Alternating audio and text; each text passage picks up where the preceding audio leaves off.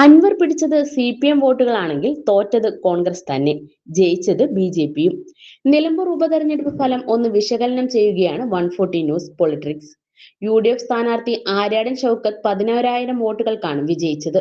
ഇത് സാമാന്യം ഭേദപ്പെട്ട മാർജിൻ തന്നെയാണ്. എന്നാൽ നിലമ്പൂരിലെ കഴിഞ്ഞകാല വോട്ടിംഗ് കണക്കുകളും ഇത്തവണ മുന്നണി സ്ഥാനാർത്ഥികളും PV അൻവറും നേടിയ വോട്ടുകളും വെച്ച് നോക്കുമ്പോൾ ആരാണ് ശരിക്കും ജയിച്ചതെന്ന് ചിന്തിക്കേണ്ടിയിരിക്കുന്നു. കഴിഞ്ഞ തെരഞ്ഞെടുപ്പിൽ മുന്നണികൾക്ക് ലഭിച്ച വോട്ടിന്റെ കണക്ക് പരിശോധിക്കുമ്പോൾ ഇത്തവണ BJP മാത്രമാണ് മുന്നേറ്റം കാഴ്ചവെച്ചിട്ടുള്ളത്. ഇതാണ് വാസ്തവം. ശരാശരി 1,70,000 വോട്ടുകൾ പോൾ ചെയ്ത രണ്ട് തെരഞ്ഞെടുപ്പുകളിൽ കഴിഞ്ഞ തെരഞ്ഞെടുപ്പിനേക്കാൾ നാമമാത്രമായെങ്കിലും കൂടുതൽ വോട്ട് ഇത്തവണ ലഭിച്ചത് BJPക്ക് മാത്രമാണ്. കഴിഞ്ഞ പൊതു തെരഞ്ഞെടുപ്പിൽ UDFന് ലഭിച്ചത് 78,527 വോട്ടുകളാണ്. ഇത്തവണ അത് 77,737 വോട്ടുകളായി കുറഞ്ഞു.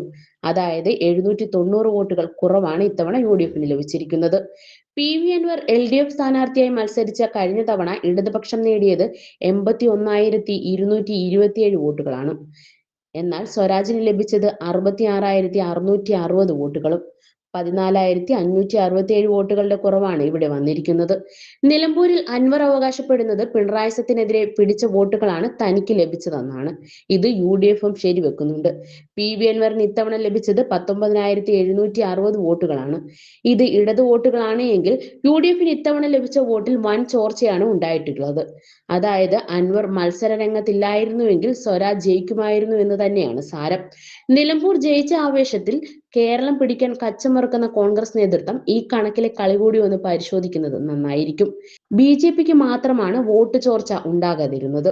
BJP കഴിഞ്ഞ തെരഞ്ഞെടുപ്പിൽ 8,595 വോട്ടുകൾ നേടിയപ്പോൾ ഇത്തവണ 8,648 വോട്ടുകൾ പിടിച്ചിട്ടുണ്ട്. 53 വോട്ടുകൾ അധികമായി നേടാൻ സാധിച്ചിട്ടുണ്ട്. ഇത് വലിയ നേട്ടമായി കാണാൻ കഴിയില്ല എങ്കിലും ഇടതു വലതു മുന്നണികളുടെ വോട്ടുകൾ കുത്തനെ കുറഞ്ഞിടത്താണ് ഈ നേട്ടം കൈവരിക്കാൻ കഴിഞ്ഞതെന്ന് എടുത്തു പറയേണ്ട കാര്യമാണ്. ഈ കണക്കുകളൊന്നും ആര്യാടൻ ഷൗക്കത്തിന്റെ വിജയത്തിളക്കം കെടുത്തില്ല എങ്കിലും നിലമ്പൂർ വിജയം സർക്കാരിനെതിരെയുള്ള വിധിയെഴുത്താണെന്ന നിലപാടിൽ കേരളം പിടിക്കാമെന്ന സ്വപ്നവുമായി ഇറങ്ങുന്ന UDF ഈ കണക്കുകൾ കൂടി ഒന്ന് പരിശോധിക്കുന്നത് നല്ലതായിരിക്കുമെന്നാണ് പൊളിറ്റിക്സിന് പറയാനുള്ളത്.